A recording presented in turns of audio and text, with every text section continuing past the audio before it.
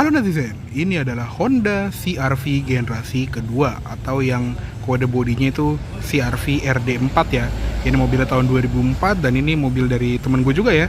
Yang buat kalian yang pengen lihat Instagramnya seperti apa bisa langsung follow aja @rd4.overland. Dan mobil ini emang hoki banget ya. Jadi tahun kemarin sih lebih tepatnya baru menang undian dari Air Moda Studio yaitu coating seumur hidup. Jadi mobilnya ini akan kinclong selama-lamanya ya. Oke, sekarang kita review si CR-V RD4 ini.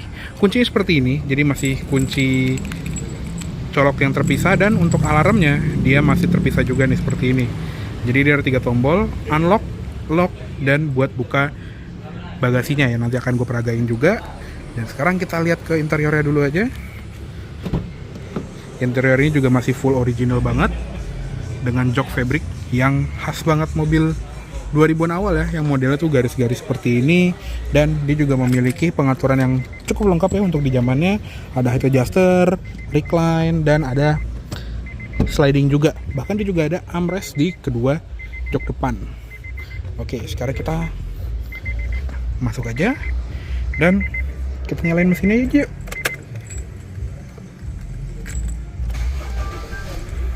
Oke, masih amat sangat halus.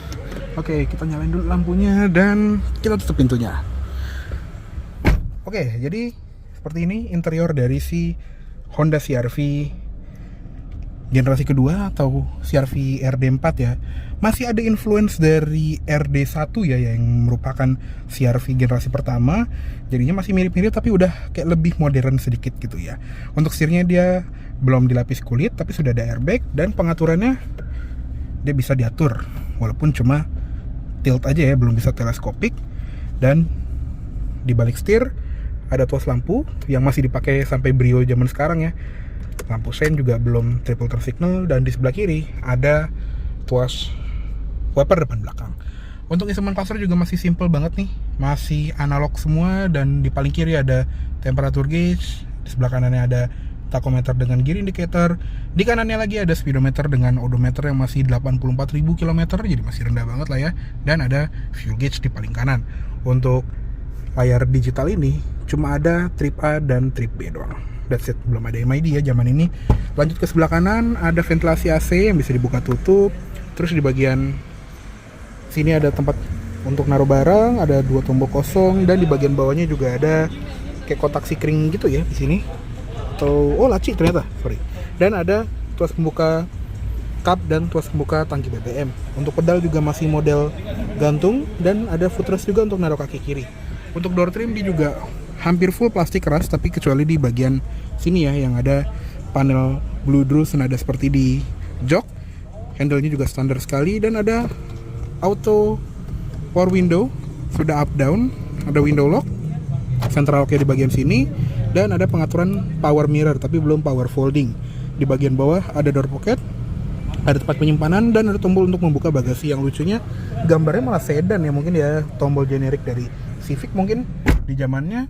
Di atas ada sun visor dengan card holder dan ada cerminnya juga. Terus ada grab handle, seat belt udah naik turun, bisa height adjustable, dan ada spion tengah manual dimming.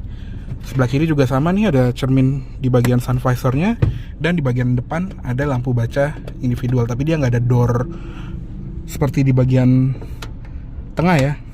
Dan di sebelah kiri ada grab handle, seat belt bisa naik turun, headrest juga ada naik turun, dan untuk armrestnya seperti ini, jadi sangat ergonomis. Nah, di bagian tengah di sini juga ramai banget ya, ada tuas transmisi. Jadi dia tuas transmisinya modelnya column mounted tapi bukan yang column di steering column gitu. Dia dash mounted tapi bentuknya column mounted dan dia masih menggunakan transmisi 4 percepatan. Ada low gear juga dan di ujungnya ada switch untuk mematikan overdrive atau untuk masuk gigi 3 ya. Di bagian bawah sini ada tombol untuk fog lamp depan dan parking brake-nya juga unik ya. Dia tuh kayak grab handle yang ada di bagian sebelah kiri. Jadi kalau lagi lepas begini, dia tuh jadi kayak grab handle, tapi kalau ditarik dia itu adalah parking brake. Unik ya. Gak kelihatan kayak rem tangan gitu. Desain yang pinter banget. Nah, di bagian sininya juga ada head unit yang masih original dari mobil ini baru ya, yaitu JVC KWXC 828 yang sudah ada input CD, terus ada kaset juga di bagian sini, dan di sini ada koleksi kaset dari ownernya. Dan untuk ventilasi AC-nya juga cukup sederhana dengan tombol lampu hazard di bagian tengah. Di bagian bawahnya lagi ada AC yang modelnya tuh manual climate control. Jadi paling kanan itu fan speed dengan tombol untuk sirkulasi udara, ada temperatur dingin atau panas, ada mode AC juga, dan zona AC lengkap ya, ada ke muka, ke kaki, dan defogger depan. Dia juga ada defogger belakangnya di bagian sini. Di bawahnya ada asbak dengan lighter, atau di sini lagi pakai buat dashcam gitu ya, power outlet 12 volt, dan ada laci kecil juga untuk ruang tambahan. Nah, di center konsol ini juga bisa dilipat ya. Jadi ada cup holder, tempat penyimpanan terbuka seperti ini, dan gantungan. Tapi kalau mau lipat di sini tuh ada tuas, tinggal lipat aja sih center konsolnya. Mungkin kalau ada anak kecil mau pindah ke belakang gitu ya. Di sebelah kiri juga ada glove box yang belum soft opening, dan ada tempat penyimpanan terbuka, serta ada airbag untuk penumpang depan. Oke, segitu aja untuk di bagian kabin depan dari Honda CR-V generasi kedua ini. Yuk sekarang kita lihat ke kabin belakang. Oke, untuk kabin belakangnya kita masuk aja ya. Nah, untuk kabin belakangnya juga ya sama seperti di bagian depannya ya, terutama di bagian joknya nih yang senada banget. Ini sangat nanti sekali dan masih dengan kondisi baik. Yuk kita masuk aja. Untuk di bagian belakang ini juga cukup lega ya. Ini adalah posisi berkendara gue, masih ada 5 jari. Jadi emang terkenal dari dulu ya Honda itu lega-lega. Dan untuk di bagian belakang CR-V generasi kedua ini pun demikian. Ada seat back pocket juga di kanan dan kiri, dan ini nggak tahu ya ada head adjusternya di bagian, atau bukan head adjuster, sliding, tapi kayaknya belum ada ya. Jadi ya apa yang kita dapat juga ternyata lumayan lega. Nah, untuk di bagian door trim, di bagian belakang ini juga sama seperti door trim depan ya, yang ada blue drew-nya di bagian atas, ada switch power window yang turunnya full sampai habis, mantap, dengan kaca kecil di bagian belakangnya. Ada switch central locking di sini, ada speaker, dan ada door pocket di sebelah kanan. Yang unik adalah di bagian sebelah kiri, karena dia ada asbak. Nah, untuk di bagian atas tadi ada satu lampu kabin yang ini sampai Brio sekarang pun juga masih dipakai. Untuk jok belakang juga ada headrestnya di kiri dan kanan, tapi di tengah nggak ada. Adanya armrest yang ya sampai Accord e-Have generasi ke-11 kemarin yang udah kita review juga masih ngondoy seperti ini, bukan yang tinggi, tapi ternyata pas sudah dipakai gitu ya cukup nyaman. Dan ada dua cup holder, dan pas ini juga belum ada ISOFIX ya. Untuk seatbelt juga dia 3 titik di kanan dan kiri, tapi untuk di tengah dia 2 titik. Oke, segitu aja untuk di bagian kabin belakangnya dari Honda CR-V generasi kedua ini. Yuk sekarang kita lihat ke eksteriornya. Oke, sekarang kita lihat ke ruang mesinnya dari Honda CR-V generasi kedua ini. Untuk mesin, dia menggunakan mesin yang lumayan legendaris ya di keluarga mesinnya Honda, yaitu mesin K20. Tepatnya di unit ini tuh K20A4 2000 cc 4 silinder dengan teknologi iVTEC dual overall camshaft. Dan untuk tenaganya kalau berdasarkan Wikipedia ya, di sekitar 156 HP dan torsi sekitar 190 Nm.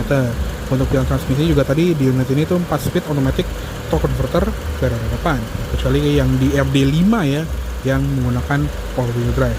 Untuk roll mesin juga sangat rapi, dan khasnya Honda juga ya, cupnya itu ada 2 posisi untuk penyangganya ya. Jadi ada posisi yang rendah seperti ini, atau kalau misalnya kita lagi mau servis berat gitu ya, bisa ditinggikan seperti ini.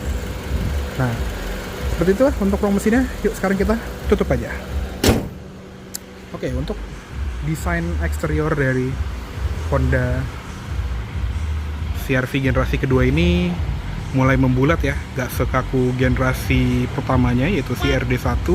Dan ya semakin modern mobil kan makin bulat, makin streamline, dan di generasi kedua ini juga demikian. Untuk bagian depannya juga masih tergolong simple sih ya, tapi udah mulai modern gitu ya, mulai meruncing. Dan di bagian grillnya itu ada sedikit chrome. Untuk lampunya juga masih sederhana, cuma sama ownernya ini udah di ini ya, lampu seinnya udah dimodif jadi ada side markernya gitu, tapi sisanya masih bohlam semua. Di bagian bawah juga ada fog lamp, dan untuk velgnya juga udah nggak standar nih, jadi dia pakai velg kaleng dengan dop yang seperti di pasar UK gitu ya. Emang ownernya ini lagi main OEM look itu modifikasinya. Untuk velg aslinya seperti ini, gue cantumin. Jadi modelnya alloy ya kalau yang orinya. Untuk ban di sini 205 70 R15. Untuk rem depan belakang disc brake sudah lengkap dengan ABS dan EBD juga, tapi belum ada stability control ya. Dan di bagian samping juga ada body cladding warna hitam doff yang agak nyaru di unit warna hitam ini. Untuk di bagian samping di sini juga ada lampu sein dan emblem iVTEC. Untuk di bagian spion jadi polos ya. Ada talang air juga, di bagian atas juga ada roof rail, handle juga standar nih warna hitam gini aja. Dan lanjut ke belakang juga khasnya CR-V generasi pertama masih ada ya, yaitu lampu yang modelnya vertikal, nggak kayak mobil-mobil biasanya yang modelnya tuh mungkin cuma sekotak di bagian bawah doang atau mungkin horizontal. Dia tuh vertikal bahkan sampai generasi sekarang ya. Nah, untuk di bagian belakang ini sini juga ada konde atau ban serep yang nempelnya di pintu bagasi, dan ini adalah CR-V terakhir dengan pintu bagasi yang modelnya side hinge atau engsel samping. Dan di bagian belakang sini juga ada logo Honda yang besar di bagian cover ban serep, ada emblem Honda di bagian kaca, dan emblem CR-V di bagian sebelah kiri. Dan untuk bagian lampunya juga asli itu masih full bohlam, cuma sama ownernya diganti jadi full LED. Dan untuk di bagian kacanya ini unik ya, karena ownernya itu baru masang spion buat ngelihat belakang sini, atau namanya parking mirror lah atau apalah itu. Jadi fungsinya adalah kita nengok dari spion tengah, lihat ke spion belakang ini, dan nanti kita bisa ngeliat nih ada apa di belakang mobil kita. Cuman uniknya kemarin kacanya pecah gara-gara over tighten, jadi bautnya terlalu kenceng, dan ownernya baru ganti kaca belakang ini satu set baru. Jadi ya jadinya punya kaca baru aja gitu ya. Dan yang uniknya di CR-V generasi kedua ini adalah kacanya tuh bisa dibuka kacanya doang. Jadi untuk tombol yang kecil tadi ya, itu tinggal kita tahan aja, yang jujur lumayan lama. Nah, sampai dia kebuka gitu, baru nanti kacanya doang bisa dibuka untuk misalnya ngambil barang atau naruh barang yang agak kecil gitu ya. Tapi karena parcel safe-nya lagi terpasang, ini emang agak sulit, jadi mendingan kita buka si pintu bagasinya aja. Ntar ini kita tutup dulu. Nah, untuk bukanya tinggal ini aja ya, kita colokin dulu kuncinya, kita putar ke kiri sampai pintunya ter-unlock gitu ya, baru kita buka si bagasinya. Dan untuk bukanya juga enteng karena dia ada shock hidroliknya. Untuk bagasi sih ya standar SUV 5-seater di zaman ini gitu ya, gak yang gede-gede banget tapi nggak kecil juga. Dan untuk parcel safe-nya ini juga bisa dilipat seperti ini, bahkan bisa dicopot ya kalau kita pengen, lumayan lega. Dan dia juga ada lampu bagasi ya di bagian sini, yang again sama seperti lampu yang ada di tengah. Di sebelah kiri tuh kayak ada tempat yang bisa buat kita ikat ya di sini. Jadi ada strapnya, dan ada power outlet lagi di belakang. Untuk di bagian bawah kita coba cek karpetnya ya, agak susah nih. Di bagian bawah lantai bagasi kelihatannya tuh ada ini yang khas ya dari sebuah CR-V generasi ini, yaitu ada meja. Jadi lantai bagasi ini itu berfungsi juga sebagai meja, dan di bagian bawah itu ada tempat ban serep lagi. Kalau mungkin di versi lain tuh ada yang nggak pakai ban serep ya, tapi mejanya itu unik banget. Lantai bagasi itu bisa berubah menjadi meja. Di sebelah kanan juga ada tempat dongkrak. Untuk kita kayak tadi ada di bawah ya. Dan di bagian pintu bagasinya sendiri tuh ada tempat penyimpanan seperti netting di sini, ada tempat terbuka kayak buat naruh lap atau cairan pembersih seperti ini, dan ada gantungan di bagian pintu bagasi juga. Untuk antenanya juga dia modelnya short pole di bagian atas ya. Oke. Kayaknya cukup segitu dulu untuk review dari Honda CR-V RD4 tahun 2004 ini. Mohon maaf apabila salah kata-kata dalam menyampaikan review. Dan tadi ya, buat kalian yang pengen belajar tentang CR-V generasi kedua, atau mungkin pengen ngobrol sama ownernya, bisa langsung follow Instagramnya di @rd4.overland. Oke, terima kasih banyak telah menonton. Sampai jumpa di video selanjutnya. Jangan ugal.